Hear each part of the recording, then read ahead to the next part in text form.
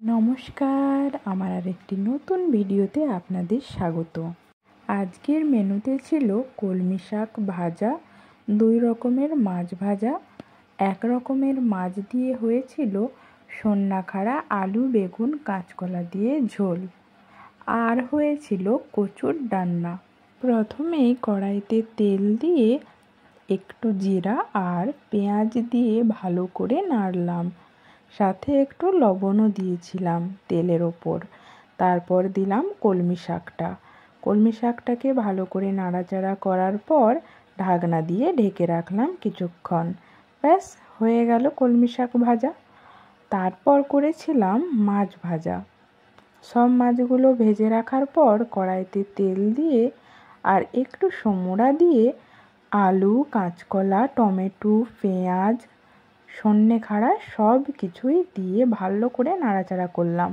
একটুক্ষণ চাপাও দিয়ে রেখেছিলাম সেদ্ধ হওয়ার জন্য। তারপর অল্প জল আর বান্না দিয়ে দিলাম। বান্না মানে সরষা বান্না আর কি। অনেকক্ষণ ফুটে আসার পর নামানোর আগে মাছগুলো দিয়ে দিলাম। ব্যাস মাছটা একটু ফোটার পরই নামিয়ে নিলাম। ঝোলটাও খেতে কিন্তু দারুণ হয়েছিল। তারপর কড়াইতে তেল দিয়ে একটু নুন দিয়ে আগে থেকে কেটে রাখা কচু, মূলা, আলু আর বেগুনকে ভালো করে নাড়তে লাগলাম। একটু ভাজা হয়ে আসার পরই হলুদ দিলাম। এটা বেশিক্ষণ না নেড়েই বান্না জল ঢেলে দিলাম। এটাকে বেশি ভাজা করলে নাকি আবার তিতা হয়ে যায়। বান্না জল ঢেলে একটু বেশি করেই জল দিয়ে দিলাম। জলটা দিয়ে অনেকক্ষণ ঢাকা রাখলাম। অন্যদিকে দেখি ভাতটাও প্রায় হয়ে এসেছে।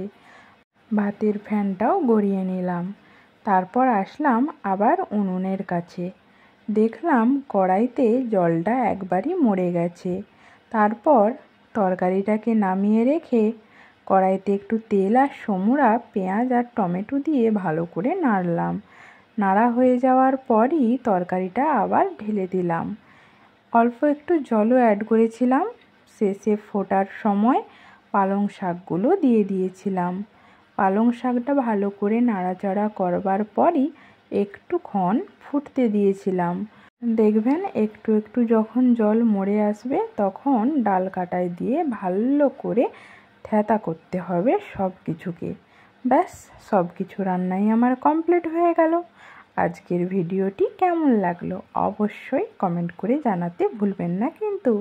ধন্যবাদ, শুভরাত্রি, সবাই ভালো থাকবেন, টাটা।